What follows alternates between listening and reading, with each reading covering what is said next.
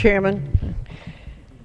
Mr. Chairman, our House Republicans remain committed to a bipartisan solution to reopen the federal government for the American people, and we continue to act in good faith to find an agreement with Senate Democrats to do just that.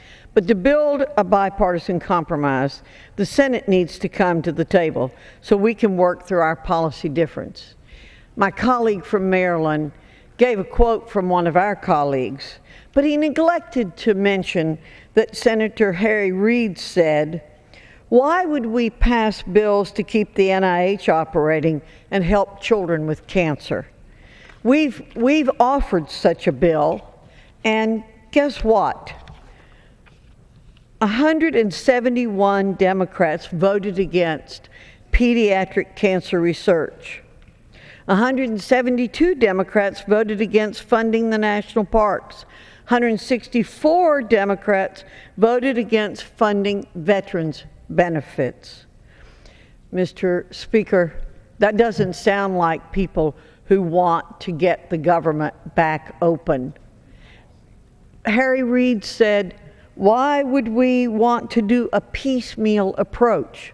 Well, we all know, and the American people know, that the way we pass appropriations bills here and the way we have the government running is by passing individual bills. We have 12 different bills that we normally pass. The House has passed 5 and sent them to the Senate, and the Senate has acted on none of them. So now we're doing it the way it's supposed to be done, under regular order. We're bringing the bills to the floor and passing them, and yet the Senate will not act on them. What about the barriers at the memorials, Mr. Chairman? Isn't it a shame that barriers have been put up at our outdoor memorials that have never had barriers put up before? They're always open 24/7, 365 days a year. Why deny World War II veterans the opportunity to get onto their own memorial? How petty is that, Mr. Chairman?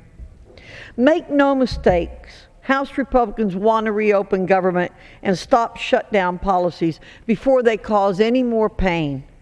But if the Senate will not meet with us to build a bipartisan solution to end the government shutdown, we'll continue to take the lead to fix problems for the American people. We want a fair government.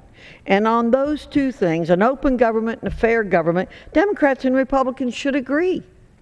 But there are few hang-ups. Shouldn't principles of fairness apply to Obamacare? My colleagues in the House and I say yes. Big business and other well-connected groups are getting a 1-year delay from Obamacare, courtesy of the President, to prepare for its drastic changes, brace for its higher cost, and study up on its mountains of regulation.